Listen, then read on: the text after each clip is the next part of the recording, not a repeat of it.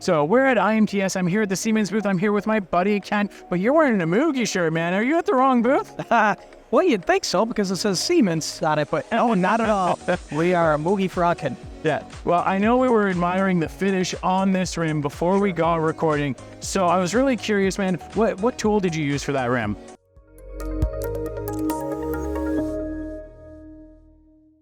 Well, on this rim, which actually goes to this E-rod that's right next here, that is... Did we get to take that for a rip later? I wish. Trying to down by the water. Break it so hard. Anyway, the tool that we use on it for the finish was our AluCut ball. It's a 2-flute ball. Okay. It is exceedingly sharp. It has a DLC coating. It's like a rainbow coating. Oh, wow. It's designed very specifically, that tool, only for cast and wrought aluminums. And with the coating process on it, adds to tool life, then adds to overall surface finish and surface quality. So with a tool like that, were you able to machine the whole rim with one tool?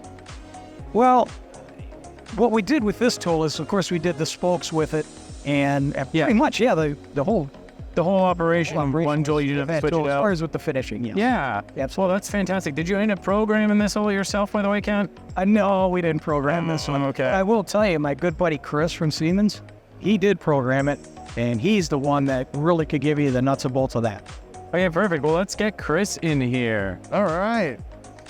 Hello, Chris. Nice to see you. Nice to see you. So he gave credit where credit is due. You're the man that tackled the programming on this job. But I know we were talking a little bit about partnerships. So how did this rim come to be? How does that work? So one of the things we really like to do, and historically, we have a tendency to just theorize and talk in high level about products. So we want to take different real world applications, but bring them all the way through to a final manufactured part. So this real wheel rim is, as Ken mentioned, off of that E-rod over there, and it gives us a chance to effectively redesign or re-engineer a component and then work with our collaborative partners. So for us, EMUGE is our go-to when it comes to tooling. They're absolutely awesome. When we do this stuff, we don't get a lot of chances for a take two, like you guys. So with that, we gotta have something that's gonna perform immediately.